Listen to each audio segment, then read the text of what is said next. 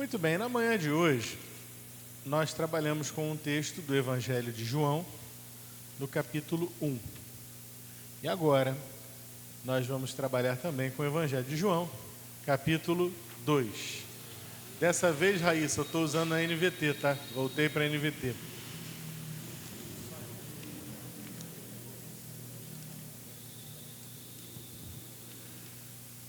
Eu usei pela manhã, não usei a NVT, porque a NVT não traduz tão bem aquilo que na versão Almeida diz graça e verdade. Ela usa outros termos que não condizem. Então, a gente tem que, quando nós usamos Bíblias com traduções diferentes, nós temos que procurar as traduções mais próximas do original.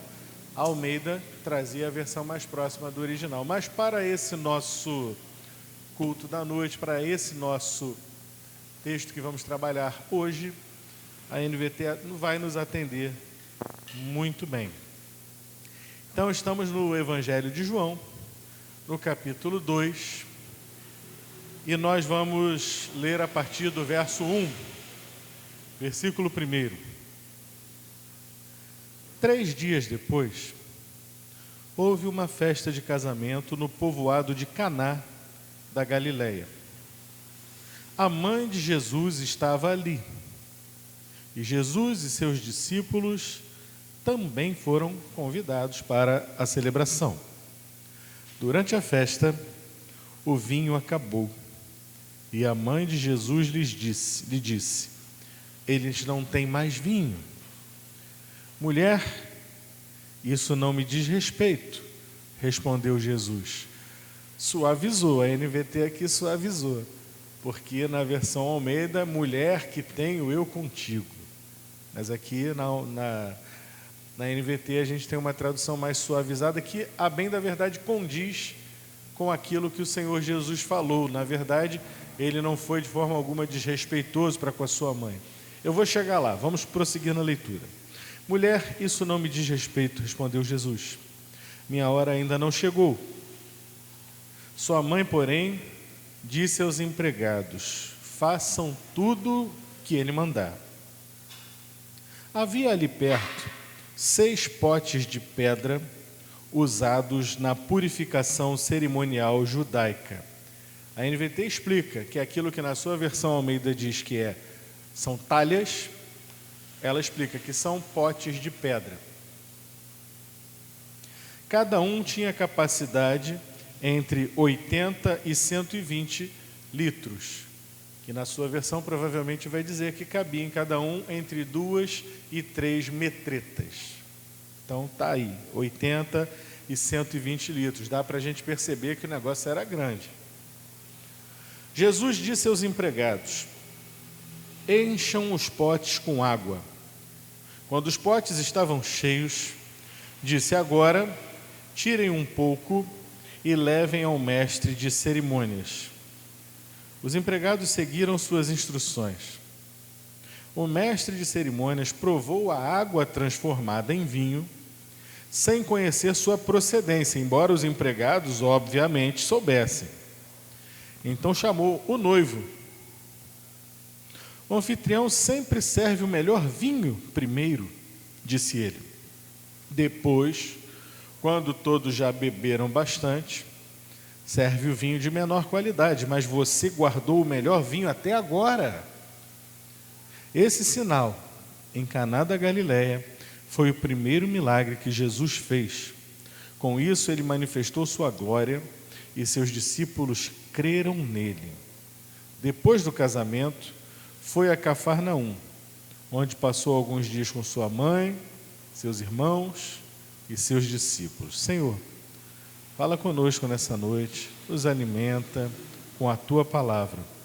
Que eu diminua, o Senhor cresça e a Tua palavra fique em evidência nessa noite. Em nome do Senhor Jesus, por quem eu oro. Amém. Irmão Gilson, faz um favor para mim. Se puder fechar essa porta aí, que aí ela vai aliviar esse barulho das motos passando. Obrigado.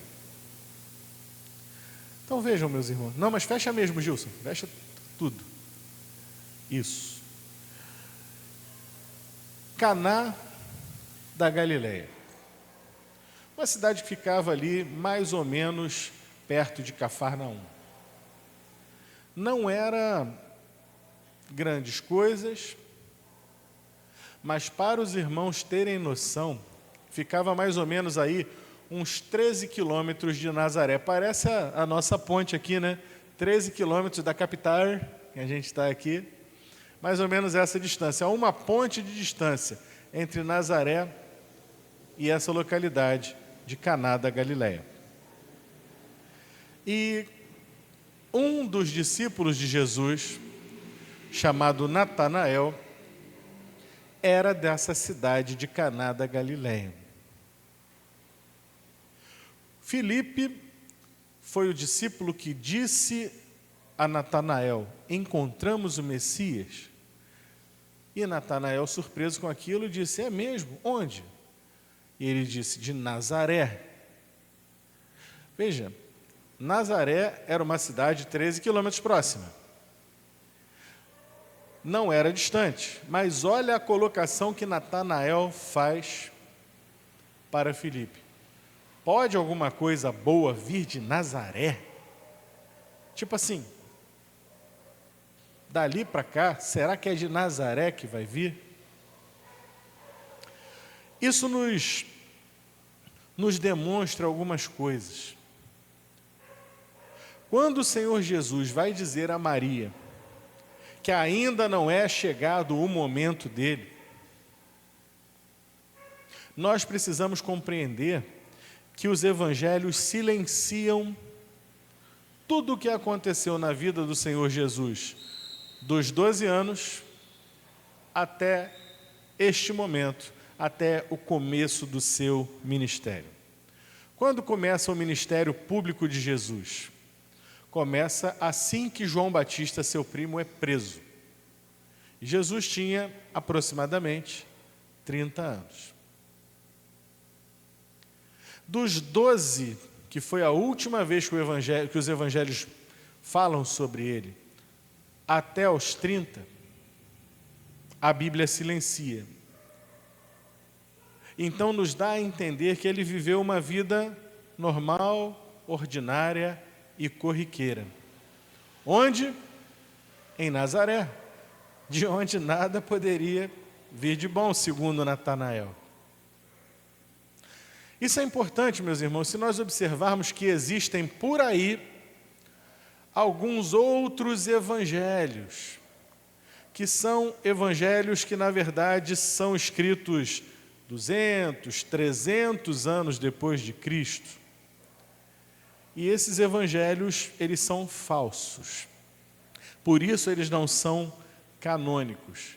E nesses outros evangelhos, você vai encontrar um Jesus menino fazendo milagres, trazendo o passarinho morto de volta à vida.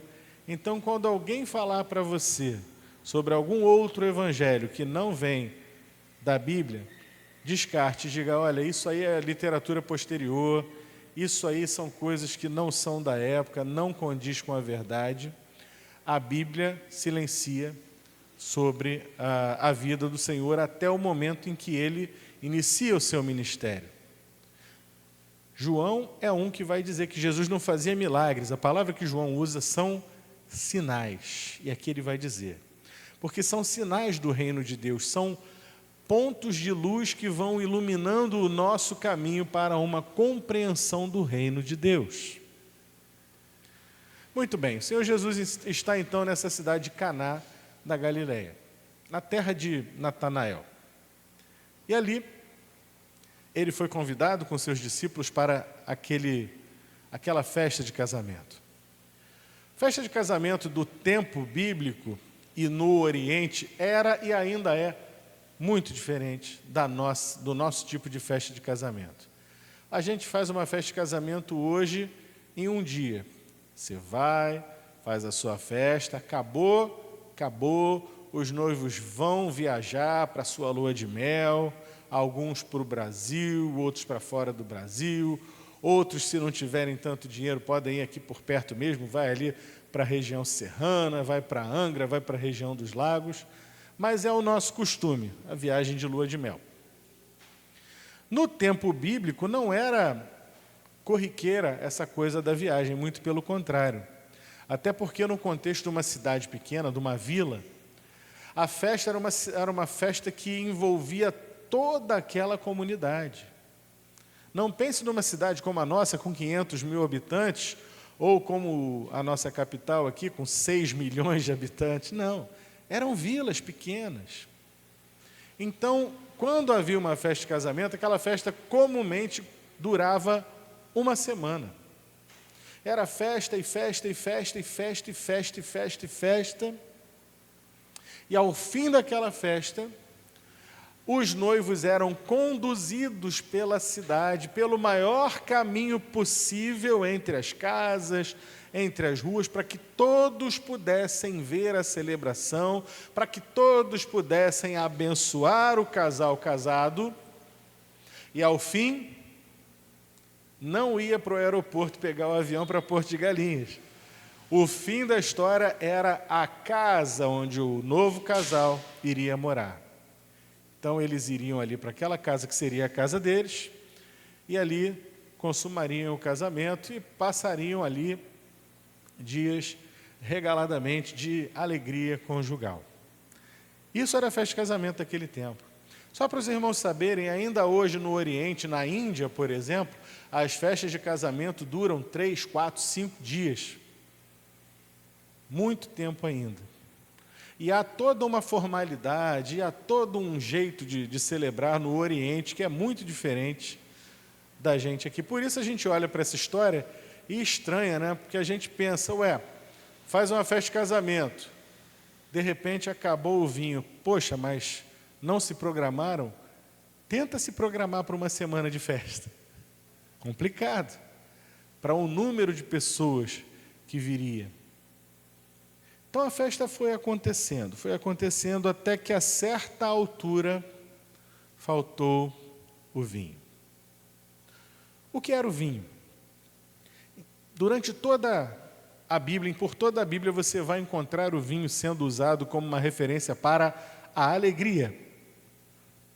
Então, simbolicamente, o que está dito aqui? Acabou-se a alegria, em plena festa. Maria fica ciente do assunto e ela vai até o Senhor Jesus. E ele lhe dá uma resposta. Para entendermos essa resposta de Maria a Jesus, de Jesus a Maria, é preciso entender a dinâmica do que estava acontecendo entre Maria e Jesus. O Senhor viveu com sua mãe, provavelmente trabalhando duro e sustentando a casa, junto com seus irmãos, até o momento do início do seu ministério. Havia, portanto, já há algum tempo, provavelmente alguns meses, que ele, o filho mais velho, havia deixado o lar e começado o seu ministério e começado a angariar discípulos, a escolher discípulos e fazer o seu ministério público. Mas nesse dia, estava ele ali naquela casa, naquela celebração, com a sua mãe, com os seus irmãos e também com os seus discípulos. Ele ali já estava no começo do seu ministério. E ali, então Maria, sua mãe, vem até ele. Maria sabia quem ele era, desde que o anjo Gabriel falou com ela. E desde que o anjo Gabriel falou com José. E desde que o anjo Gabriel aparece novamente a José e diz, olha, fuja para o Egito. E depois volte do Egito. Maria estava acostumada com a ideia de que o filho dela não era só o filho dela. Ele era o filho de Deus. E Maria tinha fé no filho dela. No filho de Deus. E ela olha para aquela situação, sabe que é uma situação de difícil solução, e qual é a primeira pessoa a quem ela vai recorrer? Ao mestre-sala, ao dono da vinícola local? Ela vai aos pés do Filho de Deus. Meus irmãos, a quem temos recorrido primeiro nas nossas lutas, nas nossas dificuldades? Quando algo importante falta. E eu vou colocar de uma maneira bem clara. O que estava faltando aqui era a alegria. Quando a dor vem, quando a alegria falta, muitos vão se socorrer no psicólogo, vão se socorrer no Rivotril, vão se socorrer nos mais variados remédios. Estarão eles primeiro buscando socorro no Senhor, que fez o céu e a terra? Quantas vezes vemos na Bíblia pessoas fazendo exatamente isso, principalmente nos Salmos? Acabei de citar. Elevo meus olhos para o monte. De onde me virá o socorro? Alguns vão buscar o seu socorro num copo de bebida. Outros vão buscar o seu socorro na erva maldita, a maconha. Outros vão buscar o seu socorro na cocaína. Outros vão buscar o seu socorro no crack. É o desespero. É a fuga da realidade, é a fuga das dores, é algo que possa nublar os sentimentos de forma que você evite, pelo menos por um pouco, o sofrimento. Mas depois a coisa volta toda. E o remédio que você vai tomar, muitas vezes um remédio controlado, tarja preta, que vai te ajudar, mas também vai te deixar baqueado. Você sabe disso. Então, por que não buscar primeiro o Senhor? Maria fez isso. Não se pense que Maria chegou ali em Jesus como querem fazer os católicos. Tipo, olha filho, resolve aí. Não, de forma alguma. Maria foi a ele com a fé e com a certeza de que ele poderia dar a solução.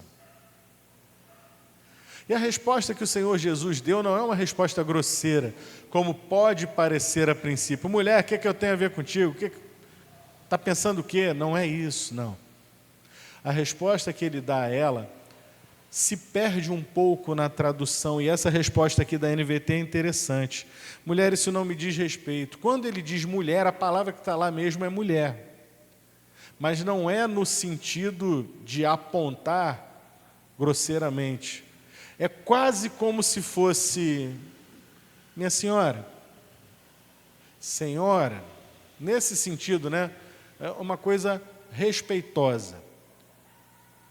Quando Jesus, aqui mesmo no Evangelho de João, lá no final do Evangelho de João, no capítulo 20 ou 21, quando ele está na cruz, ele dá uma palavra para ela, e ela usa novamente o termo mulher. Mulher, eis aí o teu filho. Então veja, não é nada desrespeitoso, era a forma de falar. O que Jesus está apontando aqui para ela, mais importante do que a forma, é o conteúdo. Ele está dizendo para ela o seguinte: eu sei o que fazer, eu estou aqui, pode confiar. Essa é a ideia do que o Senhor Jesus está fazendo. Ainda não é o meu momento. Aguarde o momento certo. Maria, então, tanto que Maria não leva a mal, Maria não discute, Maria não fala aqui mais nada com ele. A partir daquele momento, ela vai ao pessoal que estava ali responsável por aquelas talhas de água e fala para eles: façam tudo o que ele mandar. Por que Maria teria essa preeminência sobre o pessoal que estava trabalhando ali naquela noite? Há alguns comentaristas que eu não vou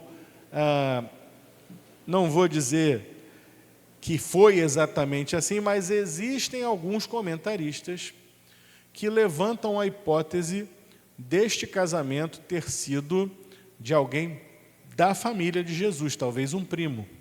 E por isso Maria estaria envolvida até na organização daquilo ali. Por isso ela teria essa ascendência. Pode ser que tenha sido assim, de alguma forma, Maria realmente foi ouvida por aqueles homens. Façam tudo o que ele mandar. mais uma prova pela palavra de que a máxima católica, segundo a qual peça à mãe que o filho atende, não é assim. Na verdade, ela estava mandando que fosse obedecido o filho, e não o filho dela, mas o filho de Deus. E eles ficam atentos. Havia ali aquele material, né, aqueles potes de pedra que tinham entre 80 e 120 litros. E o Senhor Jesus dá uma ordem àqueles homens: encham de água as talhas. Pois é, nós vivemos um tempo em que na nossa cabeça nem passa isso. Porque hoje nós temos água na nossa torneira. Se você quiser uma água de boa qualidade, uma água filtrada, você simplesmente abre lá a torneira da sua casa e vai sair a água ali. Não é verdade? Passa lá pelo seu filtro e você bebe. Mas estamos falando da Palestina, há 2000 e tantos anos atrás. Se você quisesse água naquele tempo, você ia lá no poço buscar. Ia subindo os baldes e ia enchendo. Agora imagina, isso não foi uma coisa trivial, não foi uma coisa rápida. Juntou um monte de gente, desce a balde no poço, sobe o balde no poço, enche o galão com 80 litros, com 120 litros, e vai e enche, vai e enche, vai e enche. Demorou um tempo. E eles voltam de lá com aquelas talhas cheias. E ali, eles fazem o que o Senhor Jesus mandou, sem entender nada, porque ele não falou nada de vinho, simplesmente falou para encher as talhas com água. E eles vão e enchem. Mas depois ele dá uma ordem um tanto quanto desconexa, quando diz: agora, tirem um pouco e levem ao mestre de cerimônias. E eles seguiram as instruções. Quando eles levam ao mestre de cerimônias, que era o que a gente chamaria hoje, como é que é aquele pessoal que faz hoje? O cerimonialista, né? Hoje tem o cerimonialista. E o cerimonialista pega aquilo e prova. Ele fica surpreso. Ele não sabe de onde veio. Porque, vejam, o Senhor Jesus não mandou que eles levassem as talhas, os potes de 120, de 80, não. Ele manda que eles tirem e levem ao mestre de cerimônias. Provavelmente eles tiraram aquilo e colocaram numa ânfora menor, né, com uma capacidade de alguns litros, e levaram para aquele homem. Na cabeça do pessoal que estava trabalhando, o que eles estavam levando? Água. Mas aí a coisa acontece. Ali aquele povo se vê todo mundo surpreso, porque o que sai dali de dentro é vinho. E ao provar aquele vinho, aquele cerimonialista, aquele mestre de cerimônias, ele não manda chamar Jesus, ele não manda chamar os funcionários que estavam lá trabalhando, nada disso. Ele manda chamar o dono da festa, o noivo. Ele vai até o noivo. E ele dá uma palavra ao noivo. O noivo com certeza não entendeu nada, mas eu imagino o alívio no coração e na mente daquele homem. Ele quase dá uma bronca no noivo. Diz: rapaz, você fez tudo ao contrário. Normalmente a gente coloca um vinho de qualidade boa para começar a festa. Agora, depois que está todo mundo para lá de Marrakech, a gente bota o vinho mais ou menos, aí já tanto faz como tanto fez. Mas você não, você botou o melhor vinho, você guardou o melhor vinho para esse momento, já para o clímax, para o final da festa. E isso aí aconteceu, e todos ficaram felizes, e foi o primeiro milagre que o Senhor Jesus fez. O que isso nos ensina? Além do ensino sobre a fé que Maria teve, que colocou primeiramente a fé no Senhor Jesus. Nos ensina sobre alegria. que o Senhor Jesus pode tirar para as nossas vidas das fontes mais simples a alegria. Pode nos ensinar também algo que nós falamos no culto da manhã hoje, que está aqui em João capítulo 1. Recebemos dele graça sobre graça. Isso está em João capítulo 1, versículo 16. Recebemos dele graça sobre graça, fonte de graça e graça que não para de jorrar. E um pouco mais além, quando o Senhor Jesus for encontrar com aquela mulher samaritana, ele não vai dizer, olha, tem um poço que pode tirar a água, que vai te trazer, vai tirar a sua sede. Ele vai dizer, não, vai brotar rio de água viva. A palavra de Deus também nos diz em Isaías, que aqueles que são do Senhor beberão da fonte da água da vida, da fonte de alegria, beberão com alegria da fonte da água da vida. Olha isso acontecendo aqui, se cumprindo, bebendo alegria direto da fonte da água da vida. O Senhor pode fazer jorrar a alegria, mesmo nos momentos de maior sequidão, nos momentos de maior dificuldade, nos momentos em que a luta mais nos aperta, nos momentos em que o desemprego está sobre nós, no momento em que o diagnóstico vem, no momento em que vem aquela tristeza, aquele medo que te faz acordar na madrugada e você fica estatelado, de olho aberto, e você ora, e você chora, e você busca. Dali, o Senhor pode tirar a maior alegria. A alegria que vem do Senhor, ela vem de uma fonte. Veja que de uma fonte, de um simples poço. E não pense que o poço naquele tempo lá era muito limpo, não. Quem já viu vídeos aí de como funcionam os poços lá, nesse lugar, a água é meio barrenta. Não é aquela água boa que a gente tem, transparente, límpida e incolor, não. Pois foi com essa água que o Senhor fez o melhor vinho. Aquele que alegra o coração, aquele que desce e nos regenera. Hoje mesmo eu tive esse prazer de beber uma água, foi vinho não, calma. Hoje eu mesmo tive esse prazer de beber uma água gelada, num momento que eu estava com muita sede, e desce aquela água gelada, eu pensei nisso, falei, Senhor, realmente, o negócio desce e dá aquele alívio, refrigera a minha alma, como diz o salmista. A gente se sente refrigerado pela mão do Senhor, pelo poder do Senhor. O que mais aprendemos com esse acontecimento de Caná da Galileia? Obediência. Só quem trabalha em obediência verá o milagre acontecer. Só quem trabalha com obediência, quem obedece de fato ao Senhor, vai ver as coisas acontecerem. Maria já tinha aprendido. Maria dá a lição. Ouçam tudo, façam tudo o que Ele mandar. Quem tem autoridade é Ele. O que Ele falar, façam. O que o Senhor Jesus mesmo diz sobre isso? Aquele que tem os meus mandamentos e os guarda, esse é o que me ama. Temos ouvido a voz do Senhor, temos obedecido à voz do Senhor sobre todas as coisas? Ou temos escolhido, quero obedecer Jesus nisso, quero obedecer também nisso, isso aqui é complicado, deixa nessa prateleira aqui, lá no fundo, talvez Jesus se esqueça de que eu preciso obedecê-lo nisso aqui, né? Vou te dar uma dica, ele não vai esquecer, quem vai esquecer é você e o prejuízo é seu. Experiência própria.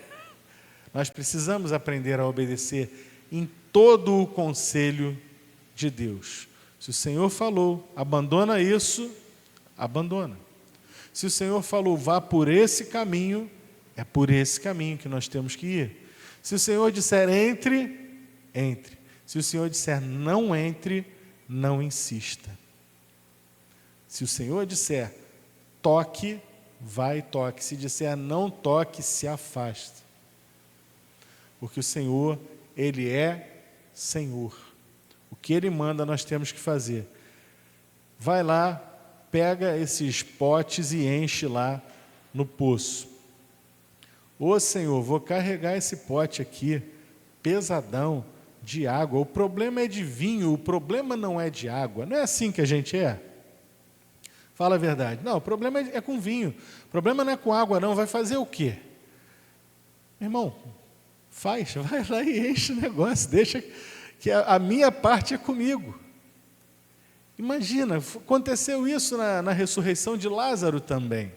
Quando Lázaro estava lá morto, já havia 4 dias. E o Senhor Jesus disse, tirai a pedra. Uma das irmãs de Lázaro arrasou com ele, diz, Senhor, espera aí, 4 dias, já cheira mal.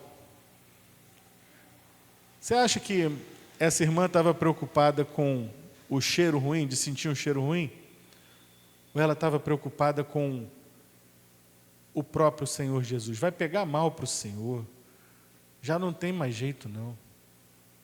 Mas Jesus responde a ela carinhosamente, eu te falei que se creres verás a glória de Deus. E tiraram a pedra. O que aconteceria se não tivessem tirado a pedra? O que aconteceria se não tivessem enchido essas 6 talhas com água do poço? A gente não sabe, mas eu posso responder e você também pode responder na sua vida.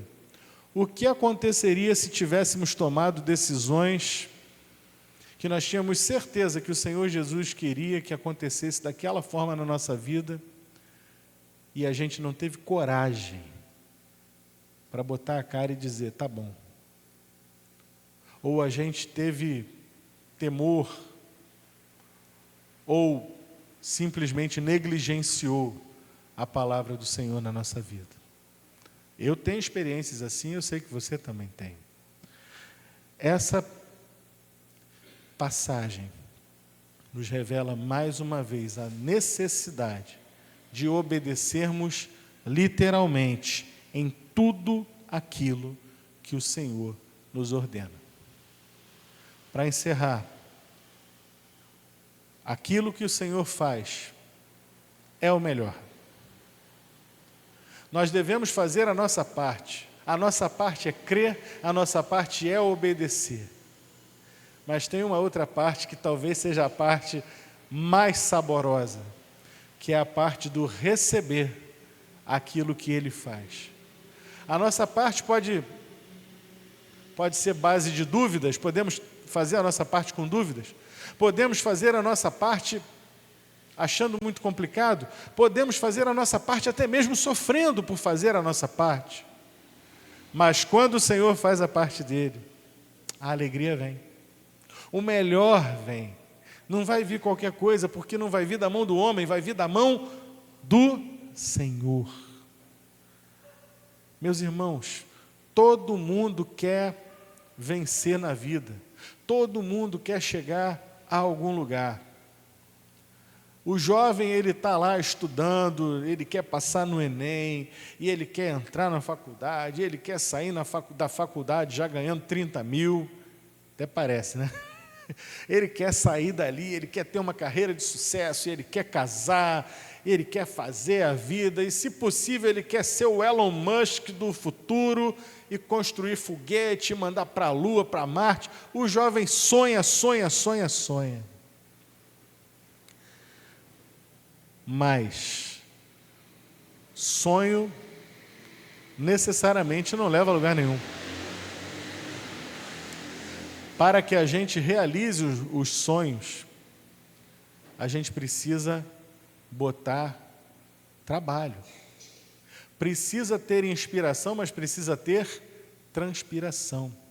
Isso na vida normal, corriqueira. Você sabe que você investe um tempo estudando, você está deixando de fazer outras coisas, e você investe um tempo guardando dinheiro, deixando de ter lazer, para no futuro conseguir ter alguma coisa.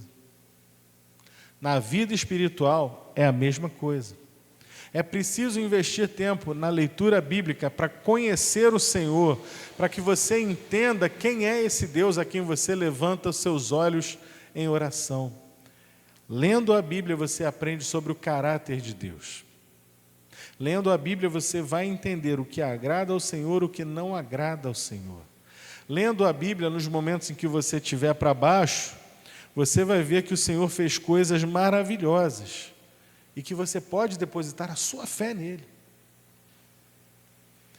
Lendo a Bíblia, você cresce, você investe, você não está perdendo tempo, você está investindo para crescer no futuro. Orando, você também está investindo. Poxa, perdi, 20 minutos, meia hora, 1 hora na madrugada hoje, que eu podia ter dormido, mas eu acordei mais cedo e eu fui orar. Você não perdeu tempo. Você investiu tempo em colocar os teus planos diante de Deus. E nisso você está em muito boa companhia. Você está na companhia de Daniel, que orava ao Senhor 3 vezes por dia. Você está na companhia de seus amigos, Sadraque, Mesaque, Abednego. Você está na companhia de todos os profetas. Você está na companhia do Filho de Deus, que se retirava e orava muitas vezes na madrugada, buscando a vontade do Pai, para realizar o seu ministério, para realizar a salvação que nós recebemos. Invista tempo na leitura da Bíblia, invista tempo na oração, invista tempo na obra do Senhor. Minha vida já é tão corrida, ainda tem que trabalhar na igreja. Não, você não tem que fazer nada, você não é obrigado a nada, mas entenda, todos nós recebemos uma ordem da parte do Senhor, e essa ordem é: ide por todo mundo, pregai o Evangelho a toda criatura. Você tem parte com esta igreja, e aqui essa igreja faz exatamente isso, a gente faz o ide. Nós precisamos trabalhar, fazer com que a igreja tenha uma dinâmica, com que a igreja possa atrair, e nisso o irmão e a irmã também podem ajudar, trazendo o perdido, orando pelos perdidos, trabalhando nos ministérios, servindo ao Senhor das mais variadas formas, não apenas aqui, mas também na sua vida todos os dias. Fazendo esses investimentos, outro investimento que nós temos que fazer, que é super necessário, é o investimento na comunhão uns com os outros. Temos de comungar uns com os outros, temos de ter tudo em comum. Somos irmãos em Cristo, devemos viver juntos, devemos nos amar uns aos outros, devemos orar uns pelos outros nas nossas aflições, devemos ajudar uns aos outros nas nossas dificuldades, devemos buscar uns aos outros. Se alguém sentiu falta de alguém, olha, fulano está faltando, não veio, liga para o fulano, liga para o Beltrano, procure, diga, olha, você é amado, você é amada, temos sentido a sua falta, vou orar por você. Isso tudo é trabalhar na obra, isso tudo é cooperar. E tudo isso que nós fazemos vai nos fazer crescer. E isso tudo vai redundar na alegria. Isso tudo vai redundar na obra do Senhor, vai redundar nesse vinho novo que o Senhor faz na nossa vida. Ele vai nos renovando, Ele vai nos fazendo mais parecidos com Ele. E Ele vai restaurando a nossa alegria a cada dia.